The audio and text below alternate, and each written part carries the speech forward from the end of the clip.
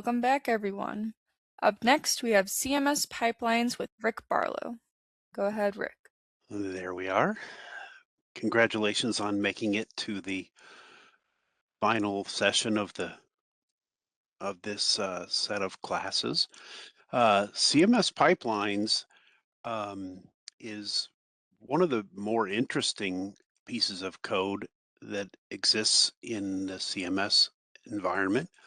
Uh, it's very fitting that this follows directly behind Rex because you'll find that you can take CMS pipelines and do some things a lot easier than you can do them with just plain Rex.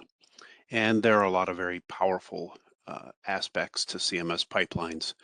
On my opening slide here, we have our very friendly VM Bear, and he actually is a plumber. And on the left side, we have a button that was made many years ago, and it has the little pipe wrench in it because we're going to assemble some pipelines together.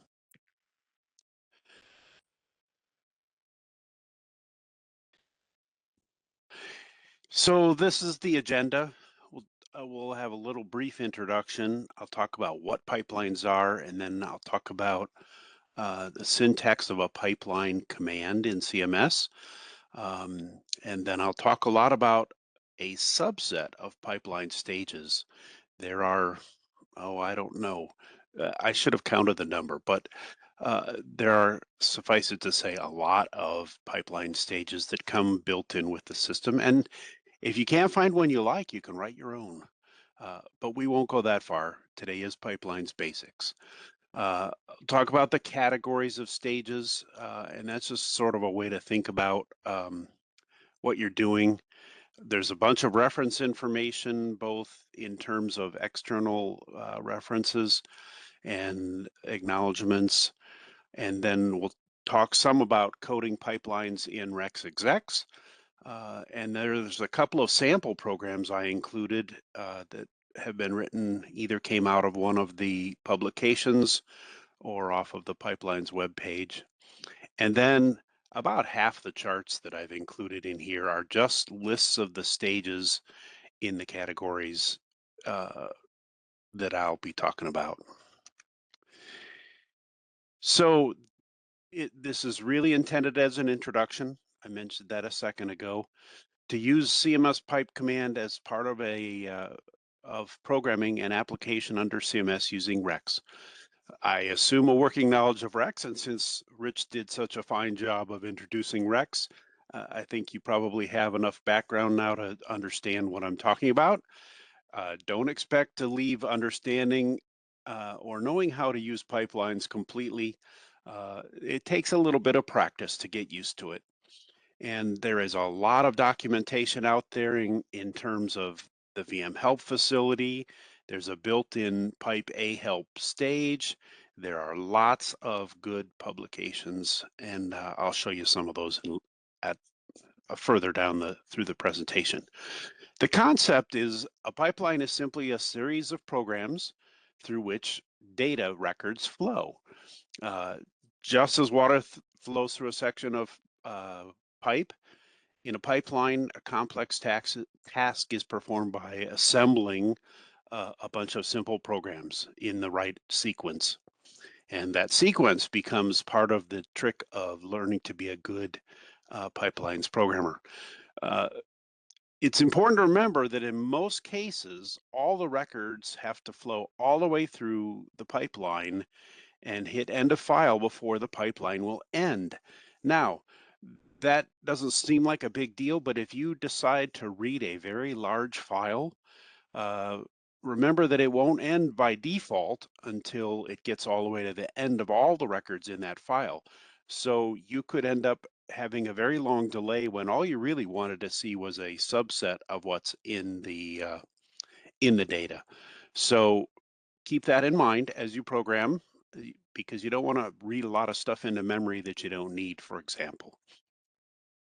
So a little graphical representation of that. You got some pile of records on the left side here and some number of pipeline stages represented by the rectangles. In a simple form, those records are just going to be read into the first stage, passed on to the next one, and on to the last one until they hit the end of file and end up on the other side.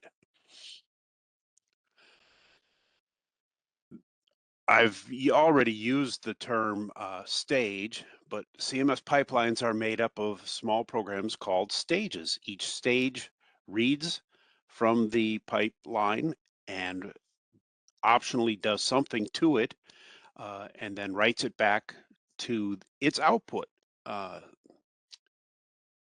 its output side. And there can be more than one input, and there can be more than one output to most stages. And we'll talk a little bit more about that. It's automatically presented to the next stage, and individual stages are totally independent of what comes before or what goes after. In other words, you don't really need to know, are you reading from a file? Are you reading from the console? Are you reading from uh, a tape device, for example?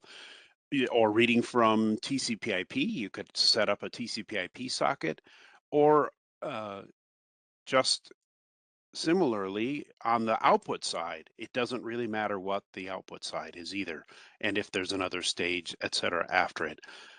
All you care about is that you're going to connect them together in the order to process the data the way you want to do it. So when pipelines was introduced to all of us many years ago, they also introduced a term called pipe think. It's to help you conceptualize that it's important to think as a plumber when you're attempting to code pipelines. And that is the whole thing that I've just mentioned, that each stage is connected to what comes before and what comes after. Now, in my simple view of this, I like to think of that some pipe stages are slow. In other words, they may delay the records, others are fast. They do something simple and just pass it on. So what you can come up with, what you can end up with is you have all these records that go in the front.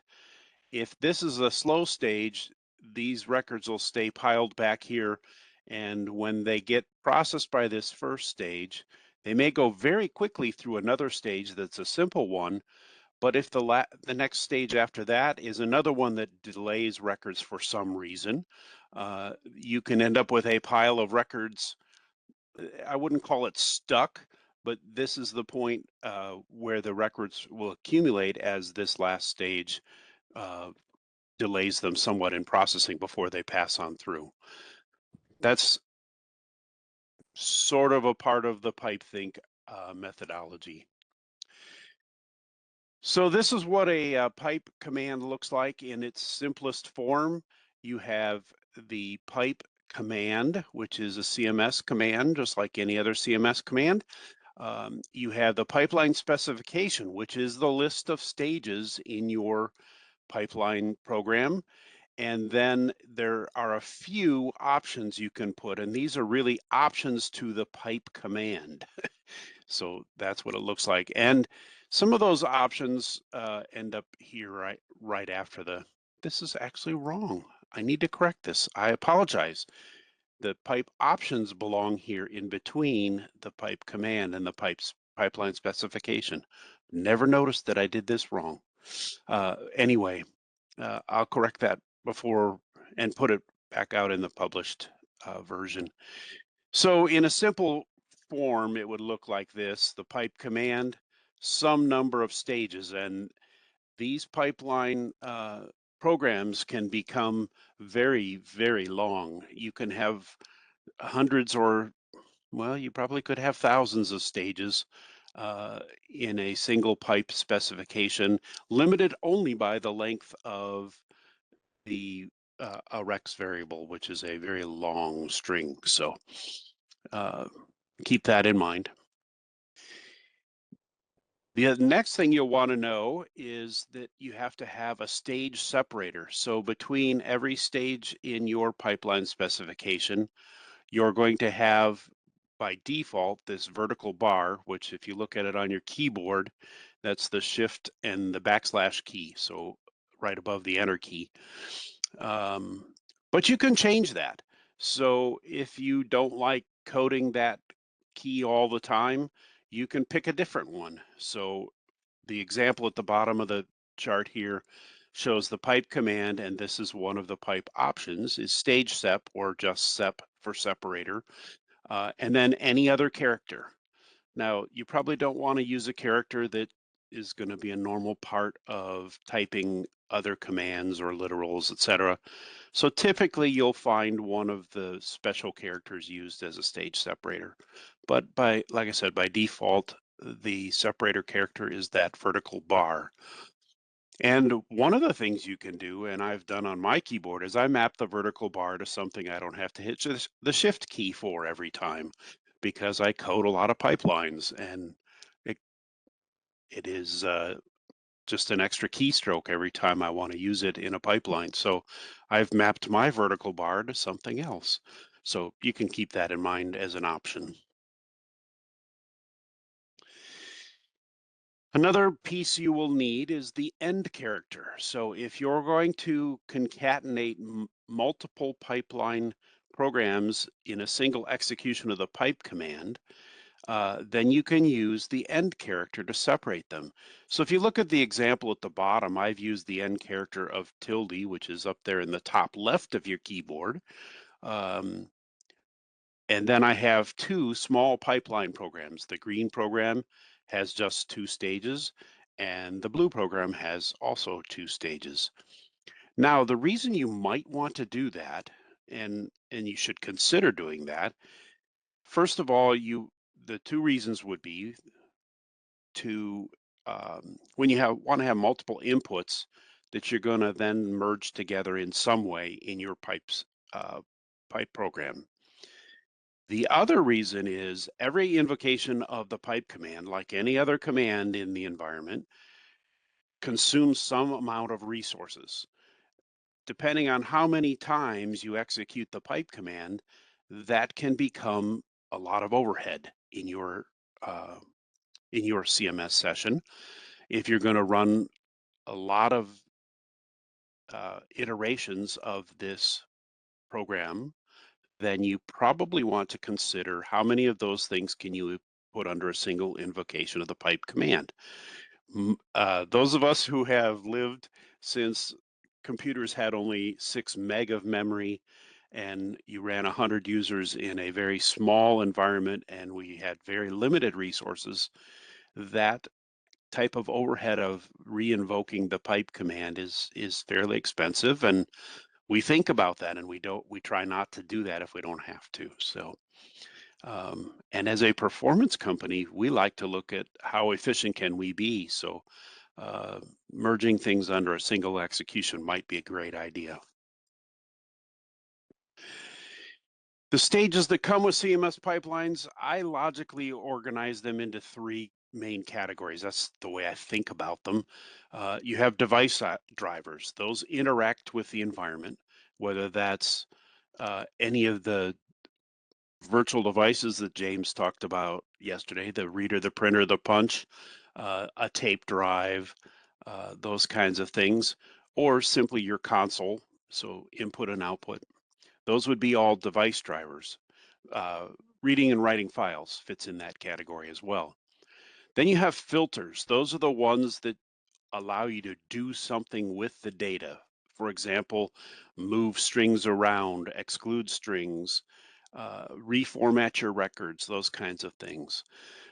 The majority of the filters are where you're going to spend most of your work because those are the things, the stages that actually modify the data.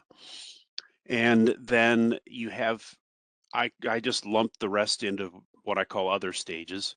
And those are control so that you can branch out from a single stream in your pipeline to multiple uh, pipeline stage programs.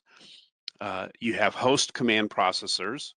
And if you remember when we were talking about the CMS environment and coding execs, you had address command and address CMS and address CP. All of those are the host command processors, and I'll talk a bit more about those.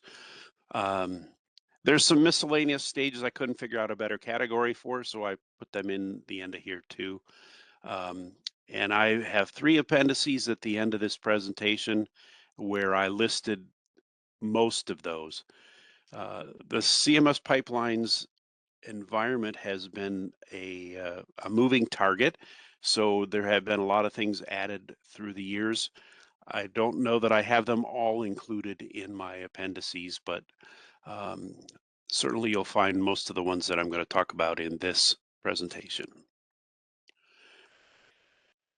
So the parts of a pipeline, the correct term for input to and output from the pipeline stages is a stream. I've mentioned that term already. A stream, so think of it as like a flow of water through your garden hose. Uh, it's a stream of data. And most stages can accept one or more input streams, and most stages can generate one or more output streams. Some device drivers handle only one input or produce one output. Um, a stage that's input only has to be the first stage in the specification, and a stage that's output only has to be the last stage in a specification. And that I'll show you the examples of that in just a minute. Uh, and the connections for multiple streams in a pipeline are done with labels, and I'll show you how you code a label. A label is a string of up to 8 characters followed by a colon. The first time you specify that string, it is a label definition, and subsequent uses of that label are references to that label, and that's how you connect the the data when you're using multiple input or output streams. And I think you'll see how that works here in a few minutes. So, everybody starts learning a given language with something very, very simple. And this is this pipelines version of about as simple as you can get. Um, so a literal is a pipeline stage that just says whatever characters come following it are just a literal. So when we were looking at recs and you had assigned a variable um, or just have a string in quotes, that's a literal. So this is a pipelines version of that, pipe hello world, and write it to the console. So that's our vertical bar for the stage separator. Another simple one is an echo operation. And I've drawn a picture of that at the bottom. So the arrows on the arrow on the left is something reading into it, and then the one on the right is the output side of it. And a simple version of that would be just pipe and 2 console stages. The console stage at the beginning, there's nothing coming before it, so it figures out, oh, I should be an input stage. And so it will put a VM read up on your console and wait for you to type something. And then the second one, because it has something coming before it and nothing after, will write the output to the console, back to the console. So it would look something like this. You type the first input line, and the blue is what comes out of the end of the pipeline specification, and it writes the first record out. You type the second input, and it echoes what you typed, and you get type second input. To end that console input, so you would simply hit the enter key with no characters, and it will stop the pipeline from running. So to to sort of demonstrate the fact that some stages are input and some stages are output and some stages can be both, if you take that same pipeline specification and you add another console stage to it, it will show that the one on the front becomes an input stage. The one in the middle is an input and an output stage. Well, correct that. It's output first, then passes the input on to the third one. And the third one sees what's in the pipeline and writes it to the console again. So this is what you would get if I type pipe console console at the command line.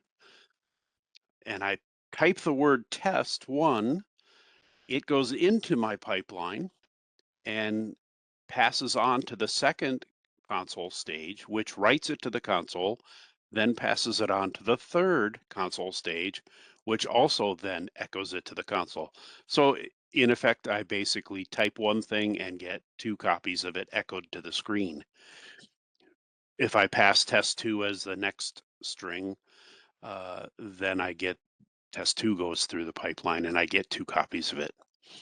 So that's an example of a stage that can be input and output. And when I hit enter, oh, I didn't show that. When I hit enter, it ends the pipeline again.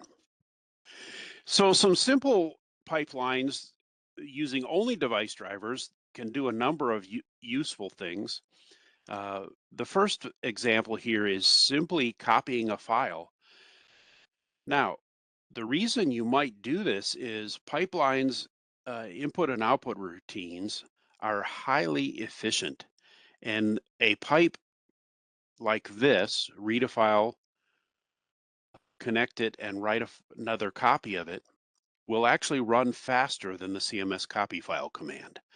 So this kind of goes back to my original topic about having multiple pipeline specifications under a single execution of the pipe command. There can be times where you might use a pipe to do work that you could do with another command, but it'll run faster in pipelines. Um, you could read a file like the second example and just write it to the console. Now, if your profile exec is, as you evolve your use of CMS, it's likely to become very long, and that's probably not going to be a very good way to write it to the console. Um, you can do it, but remember, you should know your data because you could end up being in a position where you're going to have to clear the screen a lot of times. Another thing you can do is create a simple way to prompt for input and write a new file.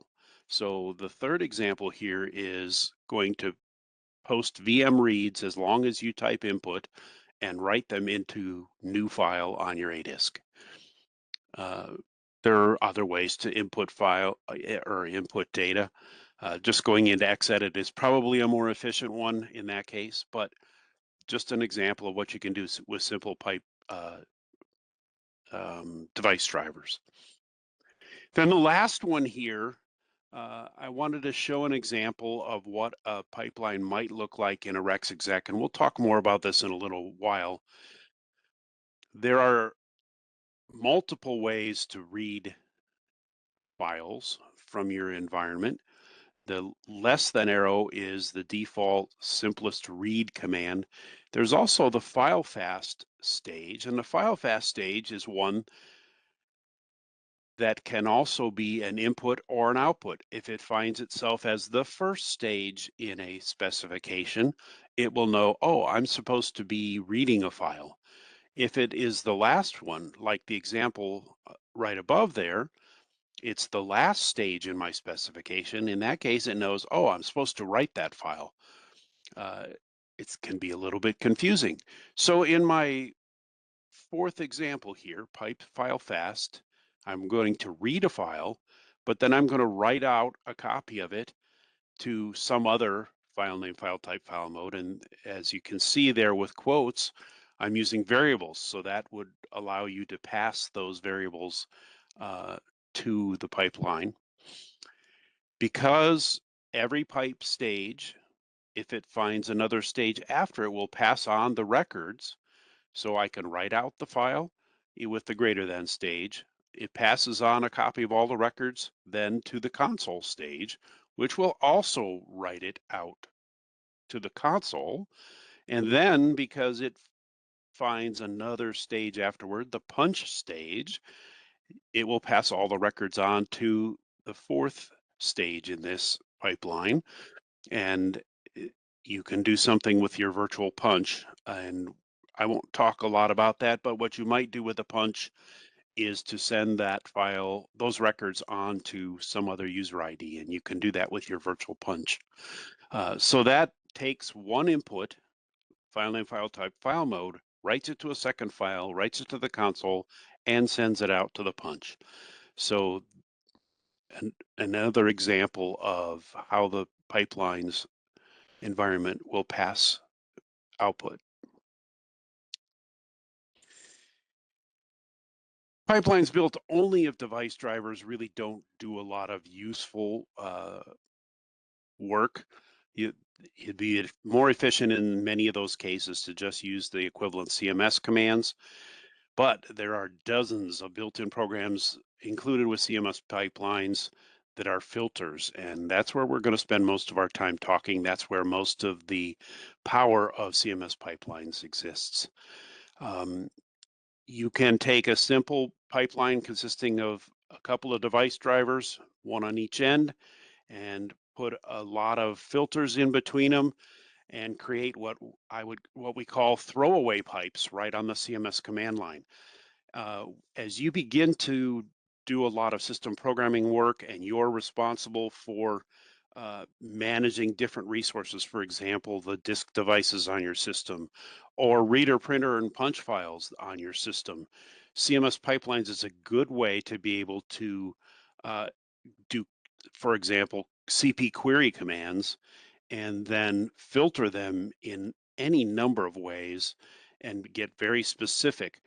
And a lot of times what you might use throwaway pipelines for is at the command line to figure out what you want to do in an actual Rex program and then store them later into a Rex program so that you can repeat that process over and over again. So here's a few of the filters, and these are the ones that we're going to talk about a little bit as in the examples as we go further on. Buffering. Um, I won't read these all to you. These are ways of delaying the records by collecting them. Uh, Buffer collects them all before it passes any on. Elastic collects only what it needs to satisfy the requirements of the following stages. One that's not obviously buffering, but the sort stage, in order to be able to sort all the records, it has to delay them all. So it'll collect them, uh, not unlike buffer, but then it will sort them based on the specifications you give it. Cut and paste will allow pipelines to do things like split the record into multiple records, strip, just like the Rex command, similar Rex command can get rid of the leading or trailing characters off of of your records. That can be useful, especially for stripping things like leading and trailing blanks, which you don't normally need. Uh, could have probably included here, there is actually a space stage that works just like the Rex command and gets rid of all the extra spaces between words in your pipeline stream. Record format, those can allow you to do things like line up all the comments, and I'll show you an example of that in a little bit when we're talking about coding in Rex. Spec is where you rearrange the contents of a record, and spec is actually one of the most powerful filters built into pipelines, and we'll talk quite a bit more about that one. Things like selection, so select records that match various criteria. Drop and take are complementary. Drop says drop records, one or more records from the beginning or ending of the pipe stream. Take takes one or more and keeps it in your pipe stream. There are things like pick. So pick records that match a certain set of selection criteria. Find, locate. Find and locate are just like the commands in Xedit. And you might guess nfind and nlocate are just the negation of those find or locate specifications.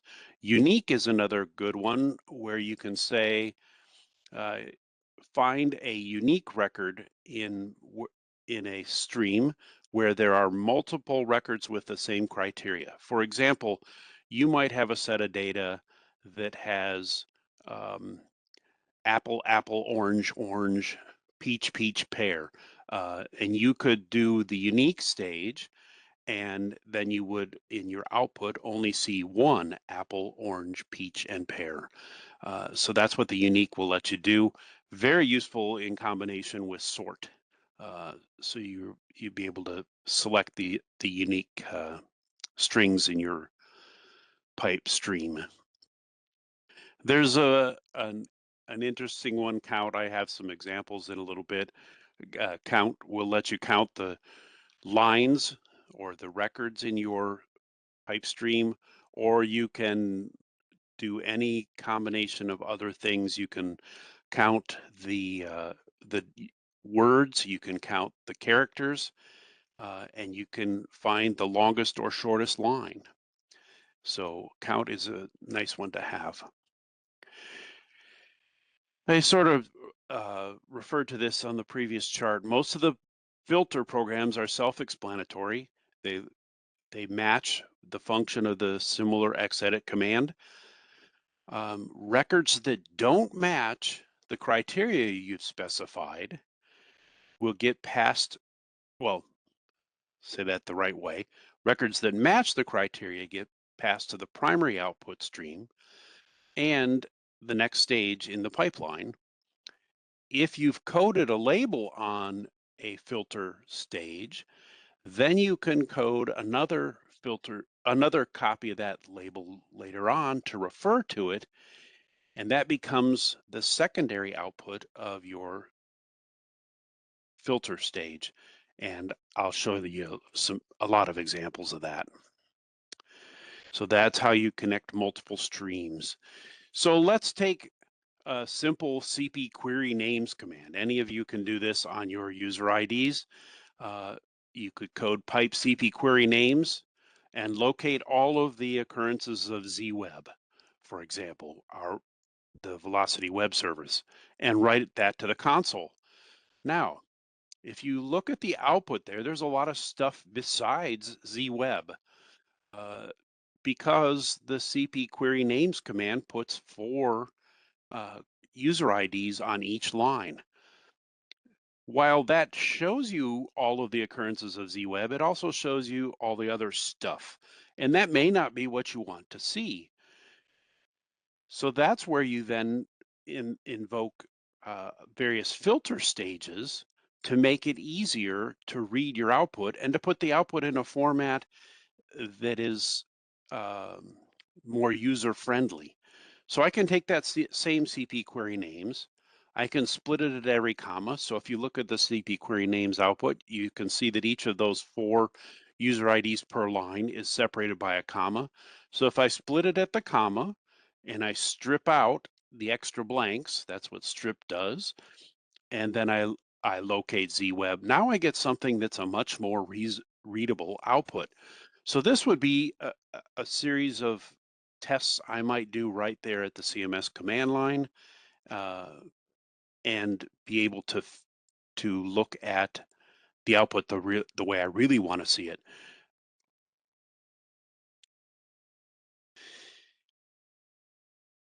Another filter, a lot like locate, is find.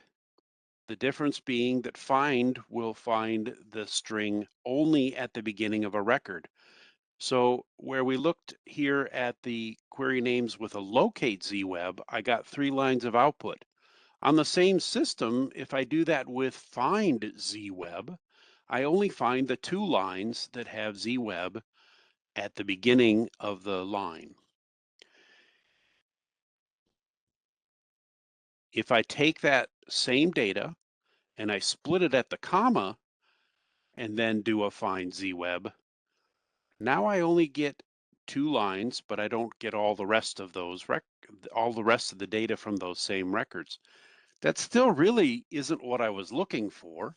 I expected to find all those occurrences of ZWeb like we did here, where there were 6 lines of output. The reason being that when I split it at comma, there's still a blank in front of some of those records because the comma split at comma doesn't get rid of the extra blanks. Now I know, oh yeah, I have to put the strip stage back in there. And when I put the strip stage back in, I get the same results as I had on the previous chart where I have all 6 lines of output. So this is where playing with pipelines at the console might help you to fine tune the way you want your program to run. The find filter also does not use a delimiter. So it find expects the data to start at the first column of your records, and it will search for all of the characters in your find selection criteria. Try to say that the right way, selection criteria, um, up to the stage separator. So if I want to find a record that specifically has a blank after it, this is the same way that the rex or the xedit find command works. I have to follow it with an underscore that I want to find RSCS with a blank after it. So that's what you'd want to place in there. And one of my friends here pointed out to me that this extra blank here could also be a problem. So you have to watch. Oh, I didn't mean to change charts. Could be a problem. So where the stage separator is and the blank in front of it could be problematic for some commands. I won't be able to go into a lot of detail in this presentation, but just remember that find honors blanks. Then I mentioned before, you have the not versions of those filters, find and locate. And it doesn't mean don't use these, it just means it's the reverse selection. So if I did an nlocate to exclude the records in a given string, it might look like something like this. So we were looking at query names output. Query names has users that are on terminals and users that are running disconnected. I don't really care about the ones that are running disconnected. I want to see the people who are actually logged onto my system. So if I do a query names and split it at comma, and I not locate the string DSC, I can get rid of those that are disconnected virtual machines, and I end up with a list that looks something like this. In this case, I just did a take 5. I want the first 5 of them. I don't really care that there were 558 of them. So take 5 is another one of those filter stages, and then I write them to the console. So this is another case here where you might run this and you go, okay, what is this thing at the end? I have a VSM. Now, if you look at the help for CP query names, you'll find that the header VSM says this is a, I forget what that acronym is, virtual session manager. And in this case, it's the TCP/IP2 virtual machine, and it is out there serving terminal sessions. I may or may not care that that is logged onto the system. In this case, I probably could exclude that data. So if you were testing this, you might go, oh, I maybe want to filter that out and I don't want to see the VSMs at the end of my list. nfind, not unlike the nlocate, is the reverse. So if I do a CMS query accessed, which you can do on your virtual machine, and I can say nfind mode. Now, if you were looking at the query accessed output command, nfind mode, that's just the labels on your, the headers, I mean, on these columns. If I didn't really care about that, nfind mode would be one way to get rid of it, and then I just see the rest of the output. I thought I had another example after this. There are more examples coming, so I could get rid of it. There are other ways to get rid of that header record. So I talked about the count stage. You can find various characteristics. So in this case, I did that CP query names command. I counted how many lines of output on my system at this point in time. I got 12. If I count the number of words, so that looks at blank delimited words in the stream, it says there's 163. Well, that isn't 163 user IDs. That is 163 words, and that even counts the commas because they're blank delimited. So that really isn't very useful with the CP query names output. You can find the number of unique words, so I can take that CP query names output, I can split um, all the words, and I can do a sort unique. So it's going to count all the unique words in that output. Once again, is that useful with CP query names? Probably not, but it's very useful in other sets of data, like my apples and my fruit example a few minutes ago, apples, oranges, peaches, and pears. That might be a very useful way to look at how many different kinds of fruit do I actually have in my list. I would hopefully get 4 out of that. Didn't actually try that, but I actually showed you quickly a take in one of my examples earlier. Take and drop are very useful. Take the first is the default first set of records in my pipe stream, or the last, so I can tell the pipeline to go and basically read until it finds the end of it and keep the last number of um, records from the stream. This is a case where if you were going to read in 50,000 records and you want the last 5, that pipeline will have to go through all of those 50,000 records before you get the ones you want. That may not be all that efficient for very large files. So that's one of those things to keep in mind. If there's a easier way to get to the end of your file, then you might, or not an easier, a more effective way to get to the end of the file, last might not be the best choice. If you already know how many records, you could do something like use drop and say drop a whole bunch of them. Once again, it's still going to read all the way through the file. So keep those things in mind. And drop omits 1 or more records from the beginning or the ending of your stream.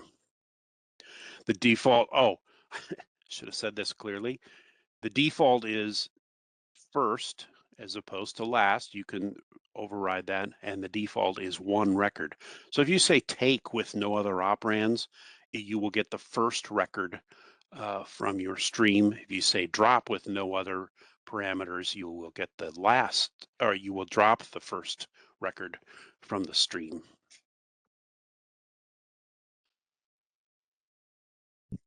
Sort, you can reorder the records in the stream. If you say sort with no other operands, it will sort on the entire length of the records in the stream. It's definitely more efficient if you sort with a set of location specifications, and we'll talk a little bit more about that in a few minutes. So sort, for example, on word 1 would be much more efficient than, say, sort the records with no operands, because sort, if your records are 100 characters long, it's going to have to evaluate the entire 100 characters of every record. Whereas if your first word is 6 to 8 characters, that's a much more efficient sort. And this will delay all the records. They'll be buffered and combined with other stages for specific results. For example, sort unique gives you only 1 of each of the unique words once they're sorted. And unique has the additional operand of the first or last. So if you say unique on a given location in your record, you will normally see the last of those unique copies of the same unique field, but you can also say first, and it'll show you the first of those first record with that unique location. So I mentioned before, using CMS pipelines at the console can be very useful. Your virtual machine will probably only have a small number of devices in it accessed. If like me, you have lots of disks and or directories you have access to, that list can get pretty long and fill up a whole screen. Not the best way to look at it, but then you can do things like using pipelines and filter that stuff out. James, I think in his example yesterday, had 4 read-write disks and 4 read-only disks. So with the case of query accessed, you might want to know what you have that's read-write and what you have that's read-only. That would be an example. So here is an example where I did the query accessed command. I said nlocate 1.4 mode, so that gets rid of the header record. And then I'm going to sort by the first column, 1.1, descending, and take just one and write it to the console. So essentially what I did was take that list of disks accessed and just get the last one. There are other ways to do that. As I mentioned before, so a simpler version of that, I can use the nfind instead of nlocating in the first 4 columns the word mode. I could do an nfind a mode, and I can sort on the first word descending instead of sorting on the first column descending. So 2 different ways to do the same thing. I'm still going to do the take and write one line to the console. I get the exact same output, but 2 different ways to filter the same data.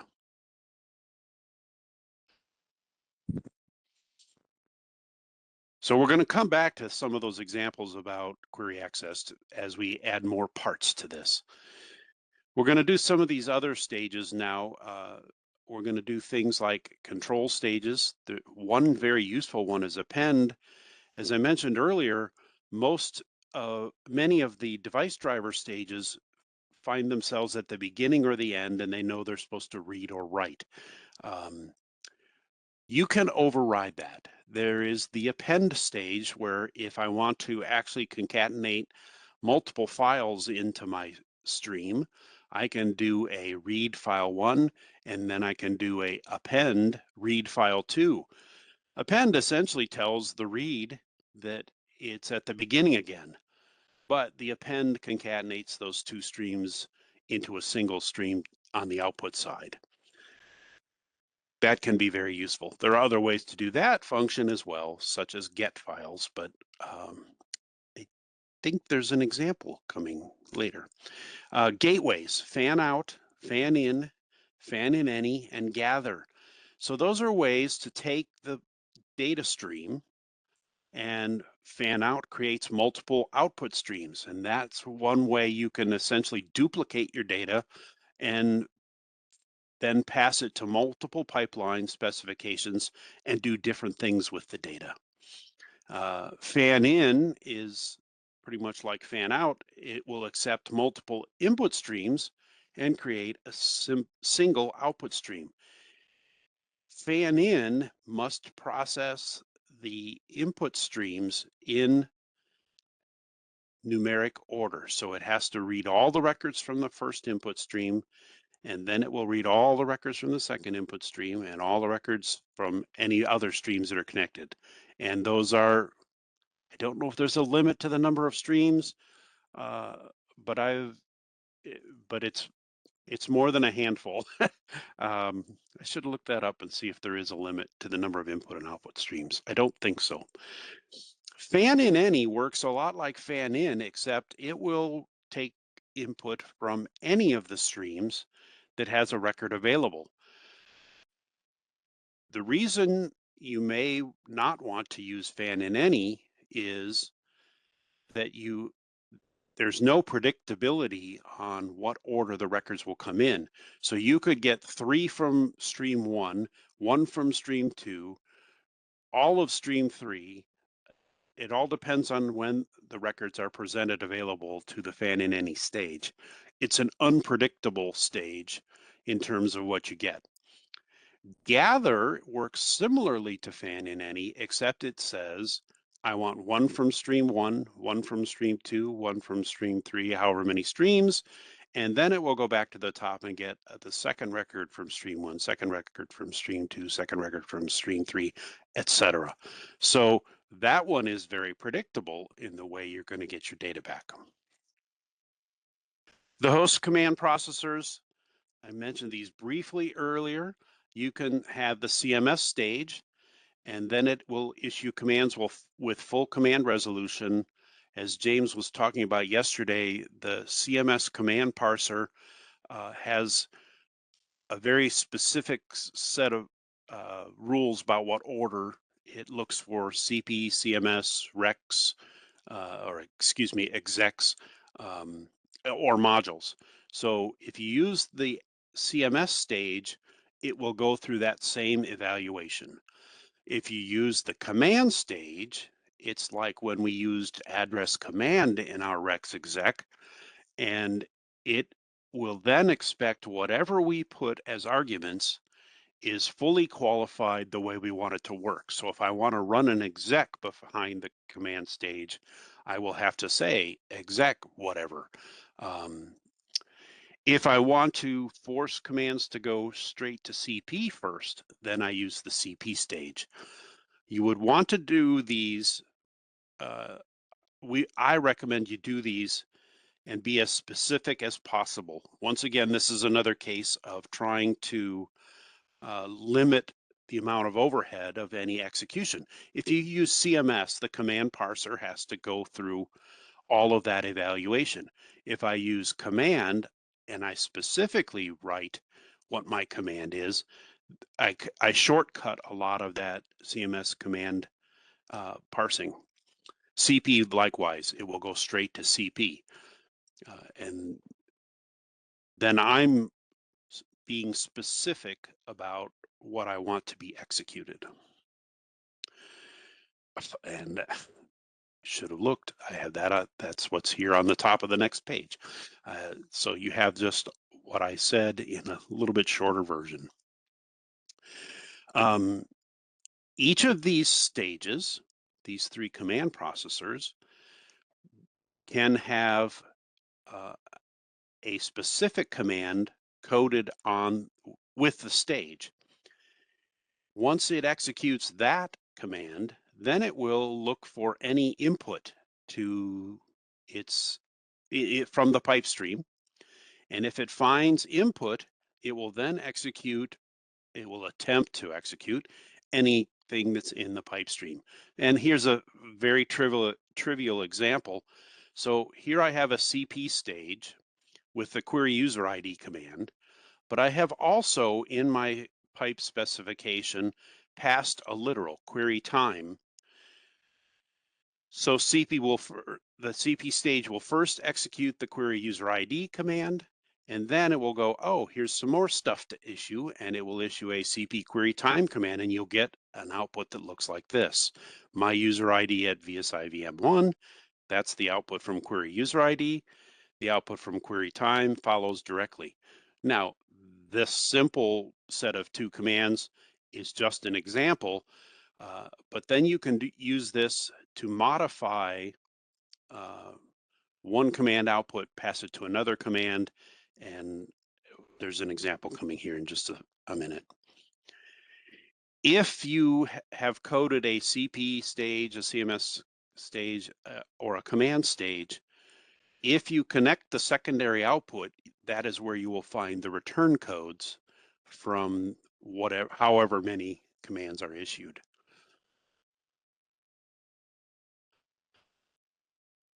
So here's my query access command again, along with a CMS identify.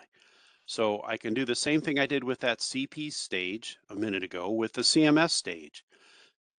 And it will execute the identify command first, and then it will find this query accessed coming in through the stream and issue the query accessed command.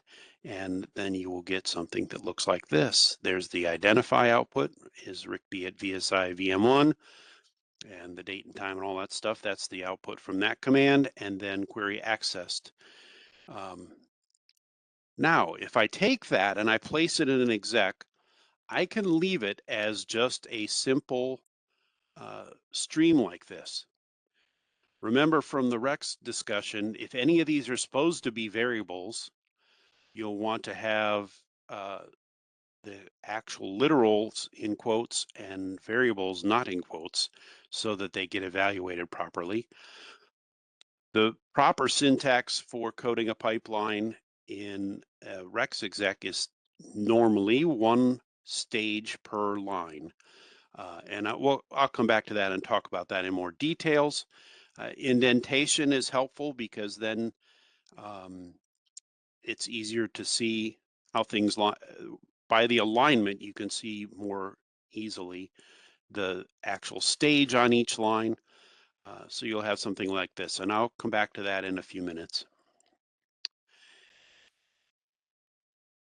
One of the most complex stages, simplest and most complex. In its simple form, the spec stage just takes some number of input location, output location pairs, and you can put as many of them as you want on a spec, one invocation of spec.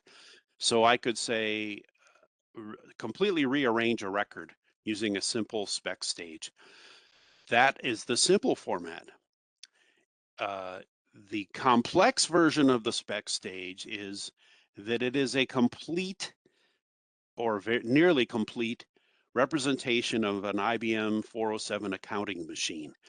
Um, for those of you who are old enough to remember, 407 was one of the earliest real computers, and it could do any number of things. One of the things the spec stage, some of the things the spec stage can do are that it can do numeric calculations, it can do record formatting, it can do uh, like print output formatting.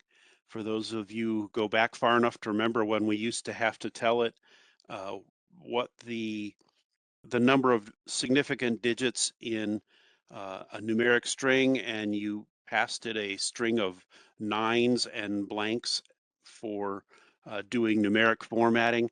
The spec stage can do all of those things. It can do left alignment, it can do right alignment centering, it can do left and right justification. There's a whole book on just the spec stage, and I'll point you to that in a minute. The basic syntax of the spec option um, of the spec stage is just like the CMS copy file command. And I know we didn't actually talk about that.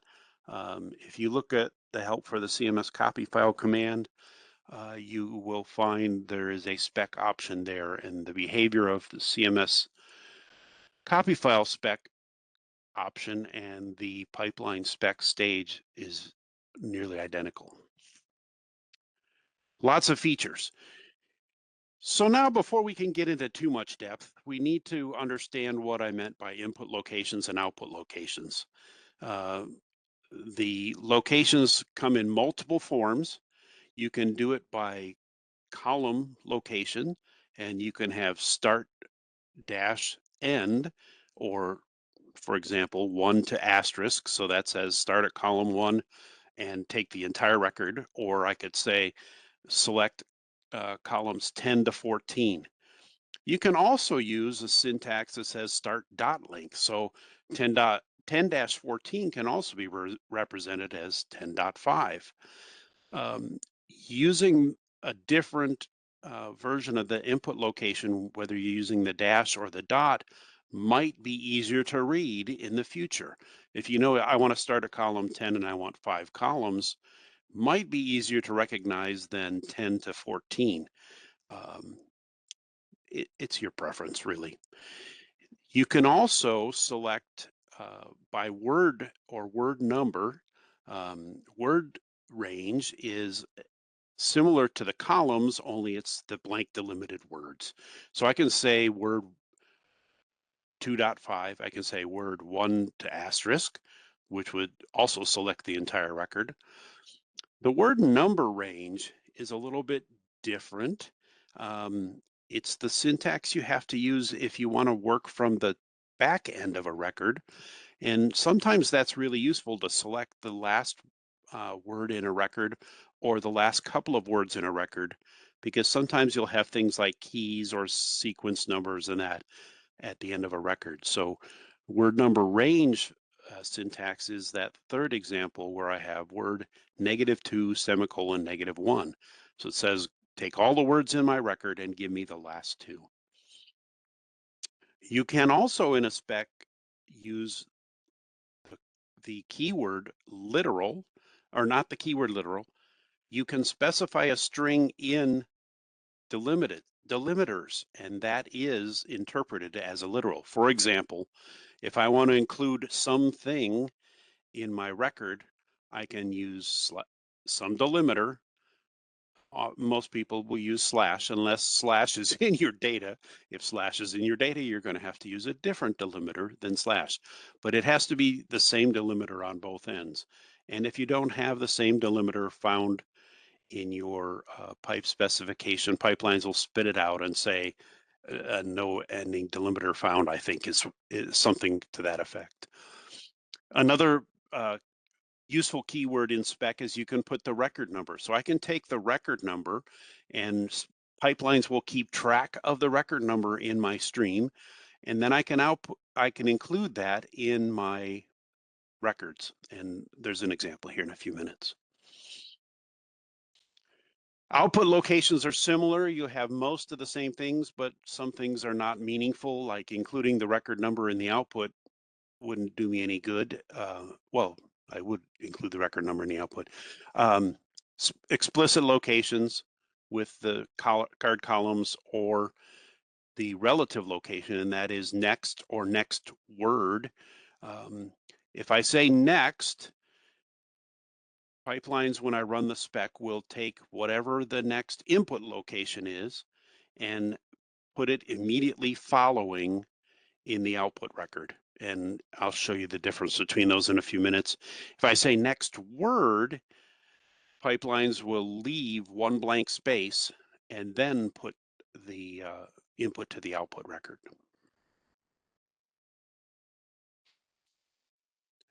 It does lots more complicated things, numeric calculations, field summarization, report generation. So, you know, what I was talking about, the my fruit example before with various kinds of fruit, you could actually in a single spec stage summarize how many apples it finds, how many oranges, how many peaches, and how many pears. And the spec stage will allow you to do that all within a spec, a single spec specification. I mentioned before the documentation. There is the CMS TSO Pipelines Authors Edition. I believe this URL points, it is a live URL when you get the presentation. I believe that one, yes, it points to a copy of this book that lives out on the Marist College or Marist University website. There is a version of this included, I believe, in the CMS library. There are multiple versions of this out there, but it's a whole book. I think it's about 200 pages, if I remember correctly, on just the spec stage. There is the author's pipe A help stage, and the keyword spec toot gives you a very long version of the same basic data, a little less readable. The book is formatted a little better. And you can also find the manual out here on this is another version on the Marist website. So lots of ways to find it. It's worth a read sometime just because there's a lot of good information. When you try to do these field summarizations, you have another version of a label within the spec stage. The syntax can get a little confusing. Report generation, so you can do summary fields and lots of great things. If we get bored, I can bring up an example of one of those. So here's a couple of simple examples of a spec just rearranging the data in a record. So here I just passed a single literal to create a single record in my pipe stream.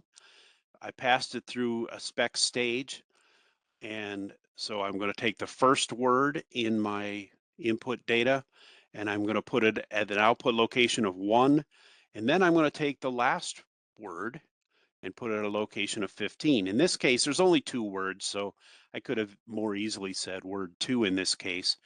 But here you see that the output starts in column 1. The second word starts in column 15. And that's the only reason this scale is down here, so that you can see more easily on the chart that that's at column 15.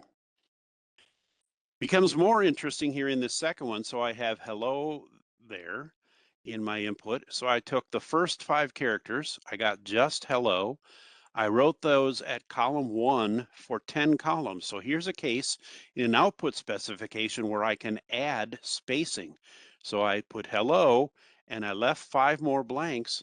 And then you'll see there's also a blank here in column 11. That's because I then took the comma, position 6 in my input data, and I said next word. And if you remember, next word leaves blank delimited. So I got my first 10 columns from the first output specification. This next word here leaves an extra blank before it writes column 6 out there. And then I'm going to take 8 through the end, so that's the there to the end, and write them over here at column 20. Now, with this input data, I don't know why I would do that, but it's just to show you that you have lots of ways to figure out or to space out or rearrange your data. So some simple trivial examples of using specs and inputs and outputs.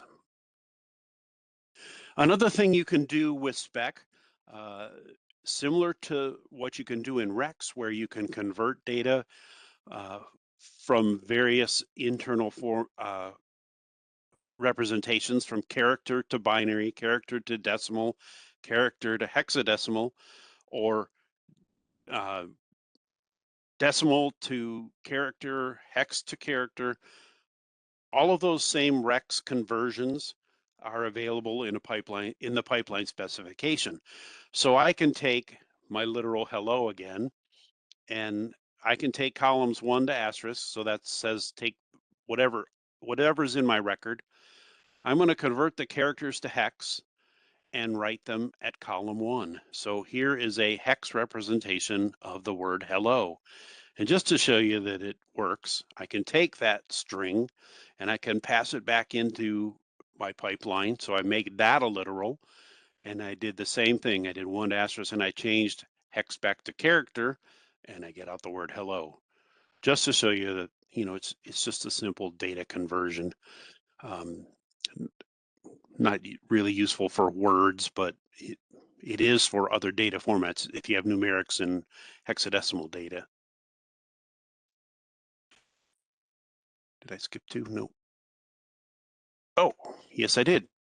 I skipped this one. The placement option I mentioned before, you can cause alignment in the output. So you can do left justification, center, or right justification. So I'm going to take this string record number, and I'm going to take the first word and write it in column 1 of the output record. I'm going to take the second word, in this case, the word number, and I'm going to write it at the next word for 10, and I'm going to right justify that. So here's my word record in these first 6 columns, because that's what it took to put it in. And then I'm going to have a blank because I said next word dot 10, but then I said right justify that. So here we have a blank at column 7, and then I have sorry, can't click on there. I have then at columns 8 through, what is that, 17? 8 through 17 is my next word, and I right justified it. And then way out here, I said take the record number and put it at column 46 for 4 and right justify it. So here's the record number in columns 46 through 49. This case, there's only one record, so I get the number 1. Putting the record number onto a stream is useful if you want to do a bunch of processing and then put the records back in the order they started, because then you can turn around and sort by the record number, and then you can strip off the record number, and so you can process your data in any order, assemble it back together, and put it back in the original order. Might be very useful. I've used that option a lot of times. So continuing examples of spec, we're going back here now to my query accessed command. This is to show you another place where you probably are going to want to look at how you create your output records, because if you take something like this data, where you're going to take word 1, which may be a single letter like your A disk, S disk, or sometimes there'll be multiple characters in that column. And if I say write that at column 1, and then I say take the 4th word, in this case it was the virtual device number, and I say put that at the next word, I kind of lost my alignment, and this may not be the readability you want. So another example of that, which helps with that, is I can take the last 2 words, which happens to be the virtual device and the label or directory. Sorry, hit that stupid mouse button again. If you use words for your input location, when you write it to the output, it will preserve the space. So here's a case where I took the last 2 words, -2, semicolon, -1, and I write the output at column 1. You'll see that syntax preserved the spaces. So Pipelines is really smart about taking your data the way you requested it from the input location, and it will preserve the spaces in the case of word selection. Very useful.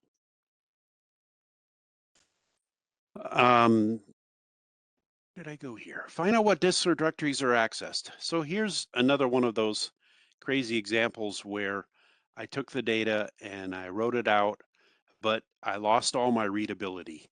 So I wanted to select the records and make it more readable. If I just want to select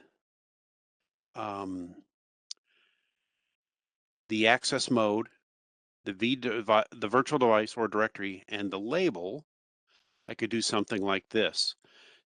I should have an example of what the data looks like before you start, because this isn't helping without that input.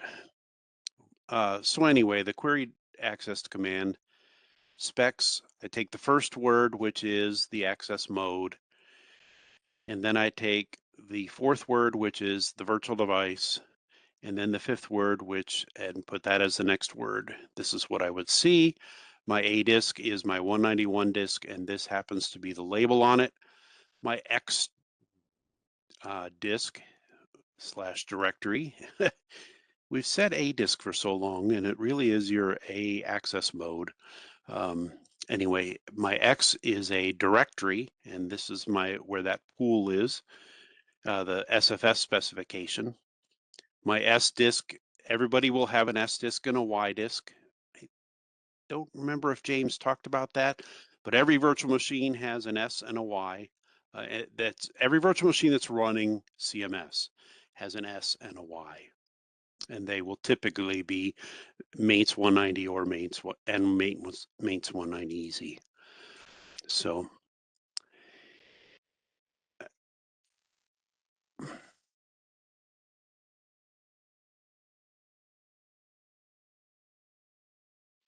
I lost my focus. There we go. So a simple regexec to talk to CP might look something like this. This builds on what I did earlier. Here's a case where I'm going to do, I didn't have a literal in front of this, so I'm going to issue the simple CP query user ID command. And I'm going to write the output to the console. And that generates this first line, Rick at VSI VM1. Now, the console command sees there's another stage, or console stage sees another stage behind it. So he says, oh, I have to pass that data on. Passes it on to this spec stage. Now I'm going to take this record, Rick at VSI VM1, and I'm going to rearrange it.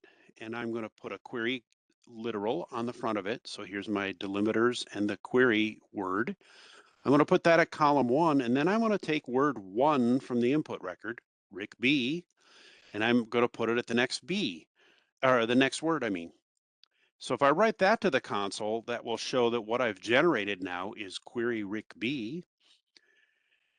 Console once again knows I've got a CP stage behind it, so it's going to now pass that query Rick B onto CP stage, and we'll get the output from that command and write it to the console. So I see that Rick B is logged on to this terminal. There is a lot of use for this as you manage an environment. In your own virtual machine, you could find out more details about the disks you have access to, and I'll show you that here in a minute. Some of the gateway stages, we're going to need these now because we're going to try and be more creative with our data. Gateway stages to fan in, fan out, etc. Those I talked about and gather. So when a stream, when a record in the stream, so something coming in, is rejected by the selection filter. So if I say locate something here, the ones that match are going to pass through to the next stage directly. If they don't match, they're going to be placed on the secondary stream, which is in effect the T of this pipe's T. And these are created by labels, and that's what I'm going to show you next. So then the secondary stream down here would have all the things that didn't match this selection criteria. And so that might look something like this. Here's the query access command. I'm going to use the drop stage and get rid of the headers because I don't really care about the headers in what I'm doing. In this case, I'm going to use the fan out stage to create 2 copies of the data stream. And I do that by adding a label to it. In this case, I just said O for fan out. Very creative. So in the first stream, wow, stages and streams and data. In the first output stream, I'm going to go through and create a spec. Going to tell you it's the first output stream, and I'm going to write that at column 1, and then I'm going to write the rest of the record in the next word.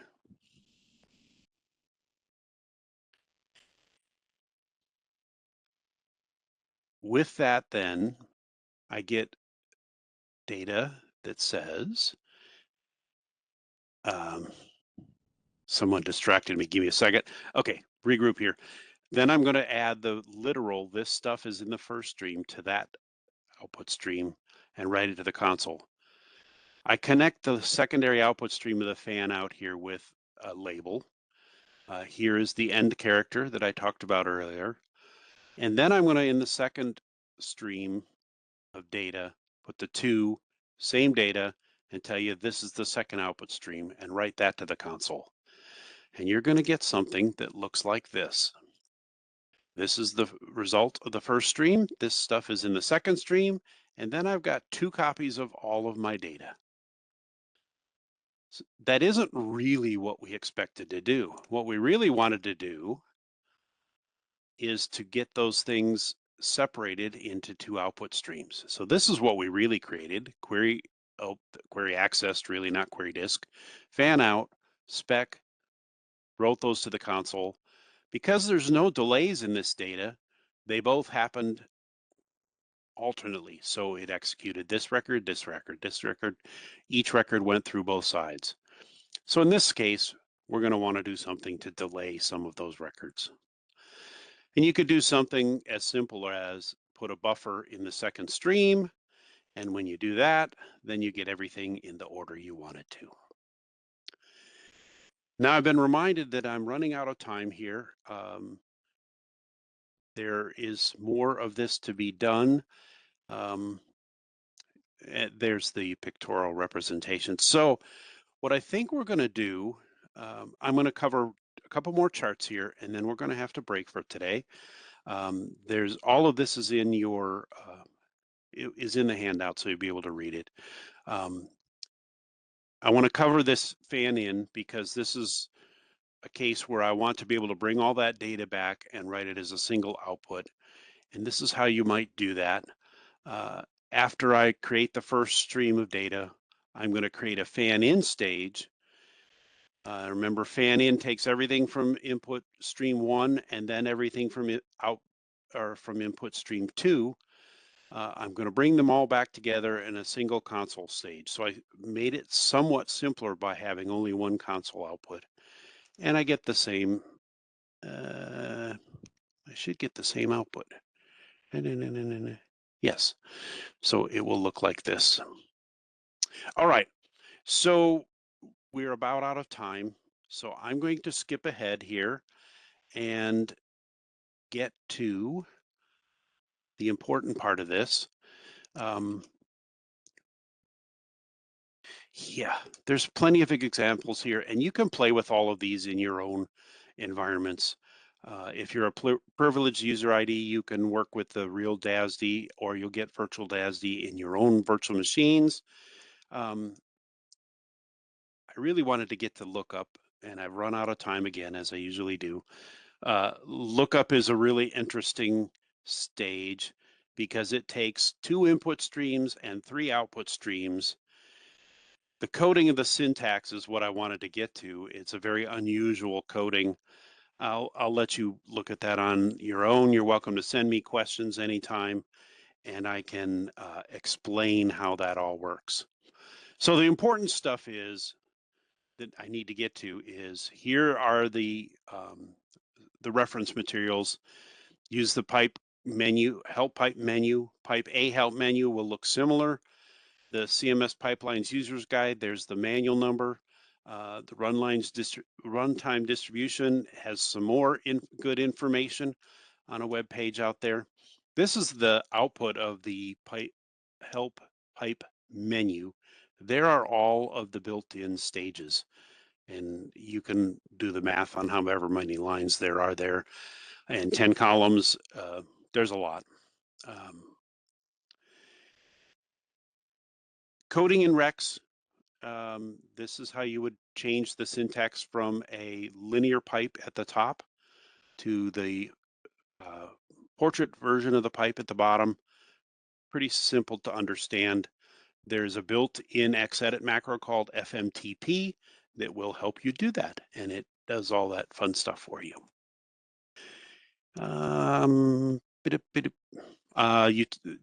Rich talked a little bit about syntax, upper lower case. Feel free to choose your own style. That's what that says, exactly what Rich said earlier.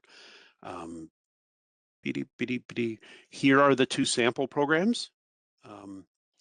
You can use these in debugging your Rex execs that have pipelines in them or not pipelines. Very useful. Dump your variables out. If you get confused why you're getting the wrong results, you may find that you have a variable you did not assign. Dump rex and dump vars are very useful for finding those. The original author of CMS Pipelines was Jan Hartman. He used to present at a lot of the conferences. Excellent work. He was a fellow at IBM. Then it was maintained by Rob Vanderhey. Both of those gentlemen have since retired, and now CMS Development takes care of it. A lot of the material in my presentation came from presentations by Jan and by Melinda Varian, who was the primary proponent of getting CMS pipelines included into the product over many years. High performance, tool to enhance your applications, especially in Rex. They're low overhead, they're very efficient. You'll find they take up very little resource and get a lot done with it very fast.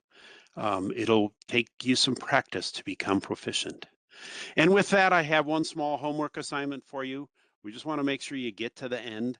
Um, all of the examples it takes to do this are in the presentation, so you shouldn't have too much trouble finding them. And all it is take that query access command, exclude the disks that are read-only, write it out to the console, and you can send your results to us at homework, or take a screenshot of it and send it to homework.